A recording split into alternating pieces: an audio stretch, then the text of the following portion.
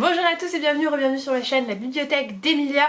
Aujourd'hui on se retrouve pour une vidéo que j'avais très hâte de tourner, puisque le premier challenge littéraire que j'ai fait dans ma vie, il s'agissait du Pumpkin Autumn Challenge de Gimoz, qui commence donc le 1er septembre pour se terminer je crois le 30 novembre. C'est un challenge saisonnier qui revient tous les ans depuis au moins 2019, puisque c'est en 2019 que je l'ai découvert et que j'aime particulièrement faire parce que vous le savez, moi je suis quelqu'un qui aime bien lire de saison, qui aime bien vivre de saison, qui aime bien manger de saison, voilà. J'aime bien ce changement qu'il y a tous les 3 mois et pouvoir me plonger complètement dedans, quitte à presque en avoir marre, mais une fois que ça fait presque un an que c'est fini.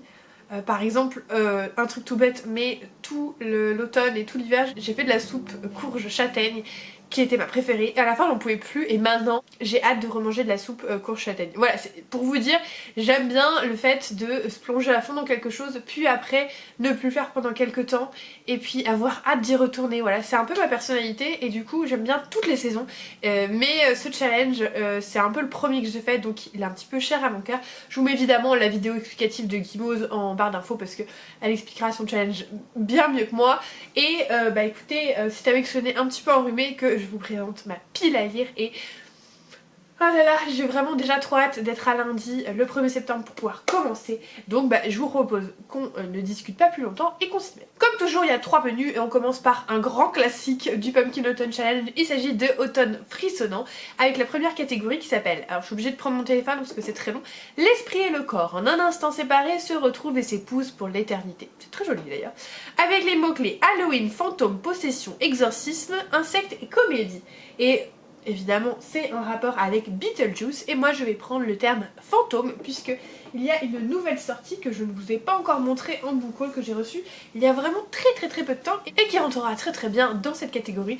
Il s'agit des fantômes de Sleepy Hollow de Serena Valentino, publié chez Hachette Roman, avec ce très joli jaspage sur... J'adore les jaspages sur le brochet, vraiment c'est très chouette, et qui est relativement petit. Il fait 267 pages et c'est écrit en police 42. Donc voilà, ce sera très vite lu. Dans ce livre, on va être dans une petite ville et le 200e anniversaire de l'apparition du cavalier sans tête, donc à Sleepy Hollow, va arriver et on a une jeune fille qui a pas vraiment envie de participer aux célébrations, qui en fait est une descendante d'une de ses ancêtres assez connus apparemment, et elle va découvrir son journal et je pense que c'est à ce moment là que le fantôme va faire son apparition. En fait, Serena Valentino, c'est celle qui écrit la saga des vilains. Après, je vous avoue que je n'ai pas une grande connaissance de ce film, je crois que j'ai même jamais regardé le film. J'ai regardé des séries où il y avait des épisodes qui s'inspiraient on va dire du film, mais j'ai jamais vu Sleepy Hollow.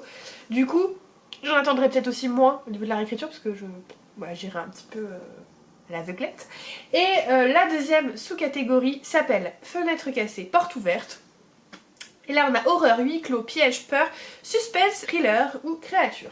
Et moi je me suis un petit peu inspirée du huis clos puisque j'ai un livre qui à mon avis rentre très bien. Il s'agit de La femme de chambre de Frida McFadden, publié chez J'ai lu en gros petit format, en grand format je sais plus chez qui c'était, je vais vous dire tout de suite. C'était chez City. Ce livre a beaucoup fait parler de lui, il est très populaire et c'est mon ami Maud en plus qui me l'a offert pour mon anniversaire. Donc bah ce serait bien de le lire. On va suivre un personnage qui s'appelle Minnie, qui fait le ménage dans une maison assez riche à New York. Mais il y aurait apparemment une rumeur comme quoi sa patronne aurait tenté de noyer sa fille. Et à contrario, le mari a l'air hyper sympa, mais les apparences sont trompeuses. Et ce côté un peu huis clos, je pense que du coup ça rentrera très bien. Et j'ai très envie de le lire, donc je le gardais précieusement parce que pour moi ça c'est pas une lecture d'été. Ce sera parfait pour le Pumpkin Autumn Challenge, donc merci Maud. Ensuite, on a le crâne qui parle, et là on a gardien, cimetière, squelette, zombie, médiéval, sorcière ou alchimie. Et moi j'ai un truc parfait qui est encore un cadeau.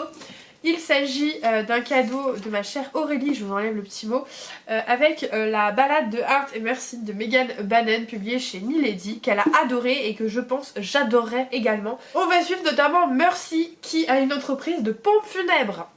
Cimetière, voilà, à mon avis ça va très bien se mêler dans cette catégorie. Ce qui est assez étonnant, c'est que c'est une romance un peu macabre mais surtout apparemment très drôle. Aurélie m'a d'ailleurs envoyé des petits screens de certains passages que j'ai trouvé très très chouette, donc je pense que je vais adorer, ça a l'air vraiment décalé et j'en entends que de très très bonnes choses, donc ce sera ma lecture pour cette sous-catégorie. Et enfin la dernière sous-catégorie c'est des pancakes pour 11, et là on a science-fiction, dimension parallèle, espionnage, extraterrestre ou super pouvoir. Et je vous avoue que j'ai galéré pour celui-ci, et puis je me suis rappelé que j'avais ça. Manuel de survie du sorcier frugal dans l'Angleterre médiévale de Brandon Sanderson. Alors on est loin de la SF futuriste, mais mention légale, les voyages interdimensionnels assument toute la responsabilité. Interdimensionnel, donc on est sur plusieurs dimensions, donc du voyage, spatio-temporel. Ça pourrait aller, je sais que tous les projets secrets de Brandon Sanderson ne se lisent pas indépendamment. Je voulais lire notamment le dernier là, comment il s'appelait déjà, l'ensoleillé je crois, et on m'a dit en commentaire attention il faut d'abord avoir lu les archives de Rochard, mais je crois que celui-ci je peux y aller assez, voilà. J'avais déjà lu 13 de la mer émeraude et il me reste aussi Yuki et le royaume des cauchemars. Je voulais lire tous les projets secrets avant de reprendre Brandon Sanderson, mais du coup je vais garder l'ensoleillé pour plus tard. Je vais déjà continuer ces projets secrets et ensuite je reprendrai parce que c'est toujours une entreprise Brandon Sanderson et que là je suis à fond de Robin Hood, donc une chose à la fois.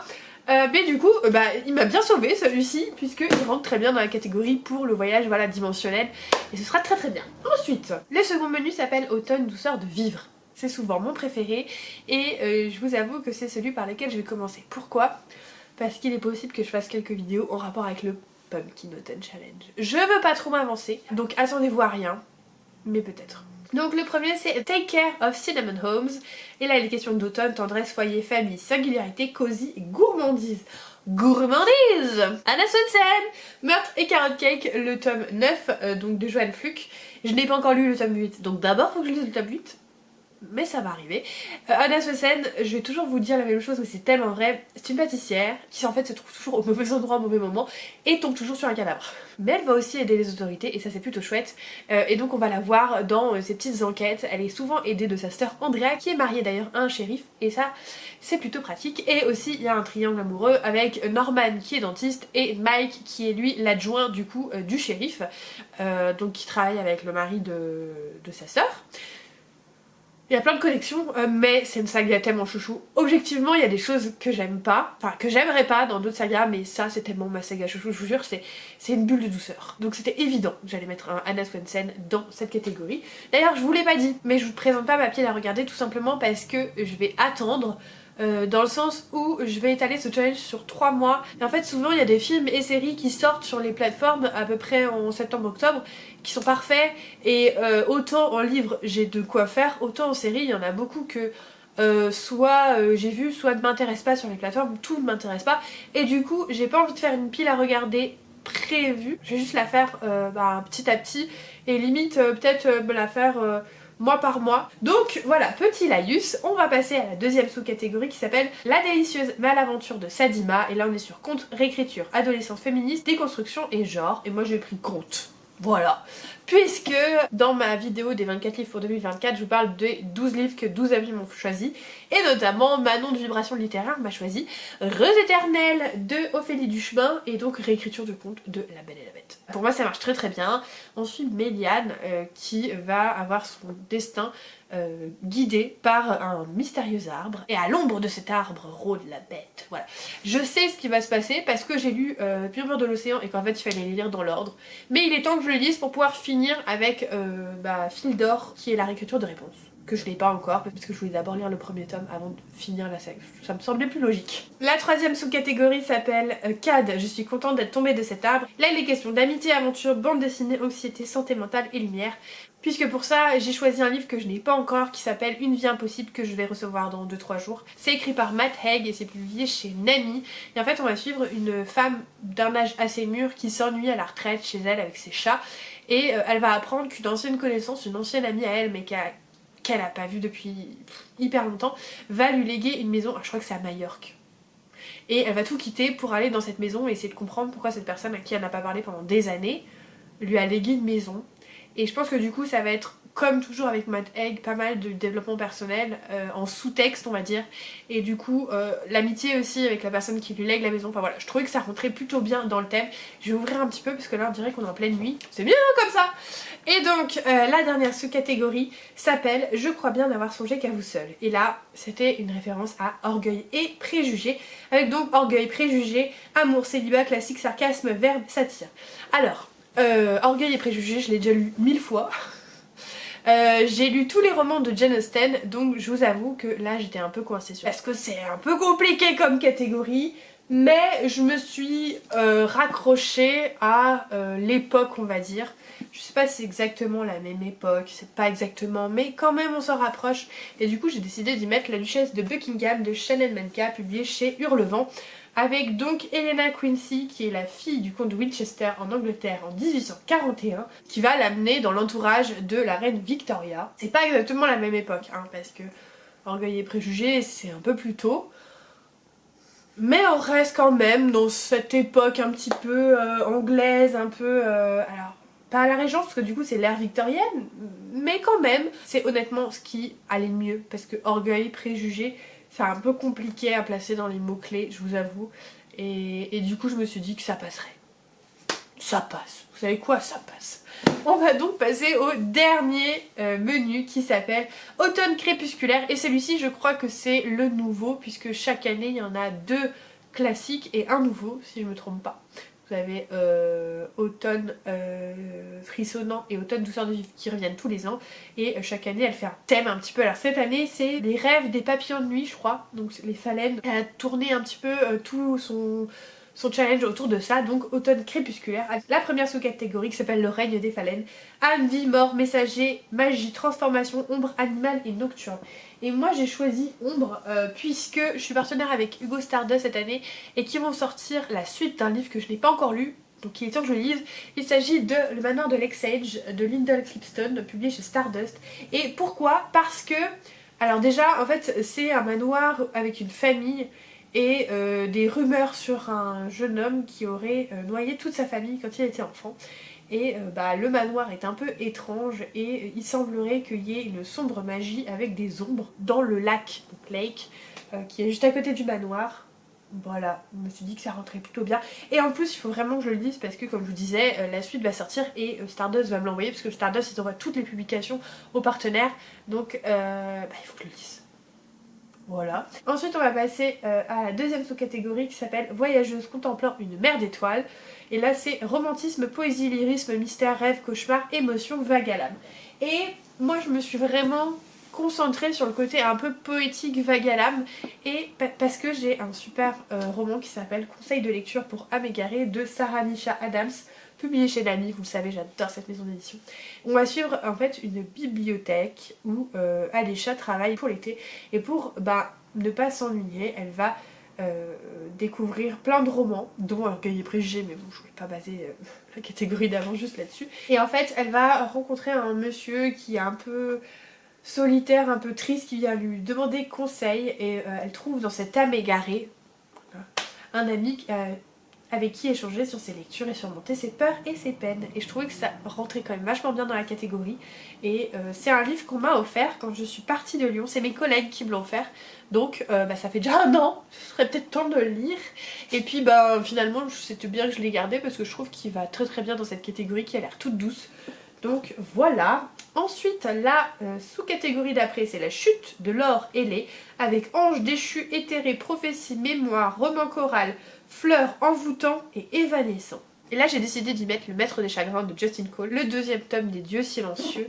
Pourquoi? Pour le côté un peu prophétie, puisque c'est en fait l'histoire de l'avènement d'un méchant. C'est-à-dire qu'au début il est pas si méchant, et petit à petit il va devenir méchant, et à la fin de l'histoire ce sera le grand méchant de l'histoire. Il s'appelle Anève, et en fait au début il est tiraillé entre deux choses. À la fois l'envie de devenir Avatar je crois, Avatar, je sais plus comment c'est, je crois que c'est Avatar. En gros, tracker de magie, de magicien, et à la fois il va être un espèce de prêtre. Et ce qui cache à tout le monde, c'est que il a un moignon, donc il a une partie, il a pas sa main, il est né comme ça, et en fait ça c'est la marque de la magie. Et le prêtre qui va l'aider en gros dans sa quête, va cacher à tout le monde et va lui fabriquer une fausse main. Tout le monde n'y voit que du feu. Et donc il va passer des épreuves dans le premier tome pour devenir Avatar, mais tout va mal se passer. Et en fait, en parallèle de tout ça, vous avez des moments mythologiques avec l'histoire des dieux, qui est hyper importante. Alors je sais pas si ça y est encore dans le tome 2, mais dans le tome 1 c'est très très important. Du coup c'est le côté un peu prophétie qui a retenu mon attention et je pense que ça ira très bien. En 2022, on est en 2024, il fait partie des reliques de ma palle, il faut que je le lise et du coup il passera très bien dans cette sous-catégorie. Et enfin la dernière sous-catégorie s'appelle le crépuscule des Cides, avec elfes, démons, créatures, mythologie, légendes, petits peuples, fantaisie et nature. Vous le savez, si vous regardez ma chaîne depuis un petit moment, j'essaye cette année de dégommer certaines sagas dont Le Sorceleur d'Andrzej Sapkowski, le tome 5, le baptême du feu, publié chez Brajlon. Et là on est clairement sur les monstres, les légendes, la fantaisie, voilà. C'est l'avant-dernier tome ou l'avant-avant-dernier tome de la saga avant les hors-série on va dire. Mais l'histoire principale se termine bientôt. Après celui-là il doit me rester 2 tomes. 1 ou 2 tomes, je sais plus, bref, j'arrive à la fin. J'ai fait une grosse pause, là j'avais lu surtout en fin d'année dernière et en début d'année, mais je trouvais que l'été c'était pas forcément un livre que j'avais très envie de lire pendant l'été. L'automne revenant, je pense que je peux tabasser la série avant la fin de l'année, surtout que je ne veux pas la lire une fois que le nouveau visage du sorceleur aura été donné à l'écran. Même si on a vu 2-3 scènes, je veux garder Henri dans ma tête. Donc voilà, je lirai ça pour cette sous-catégorie. Et vu que ma caméra est en train de me dire attention, plus de batterie, on va se laisser là. J'espère que cette palle vous a plu. N'hésitez pas à mettre des petites citrouilles si vous êtes toujours là. Je vous remercie énormément pour tout votre soutien vidéo après vidéo. Vraiment cet été j'ai adoré le passer avec vraiment un grand merci. Et hâte que cet automne commence comme ça et on verra si je vous fais des petites surprises ou pas. En tout cas vraiment un grand merci. Si vous n'êtes pas encore abonné, n'hésitez pas à le faire, mettre un petit commentaire et un pouce en l'air. Et moi comme d'habitude, en attendant la prochaine vidéo, je vous souhaite de merveilleuses lectures et je vous fais des bisous.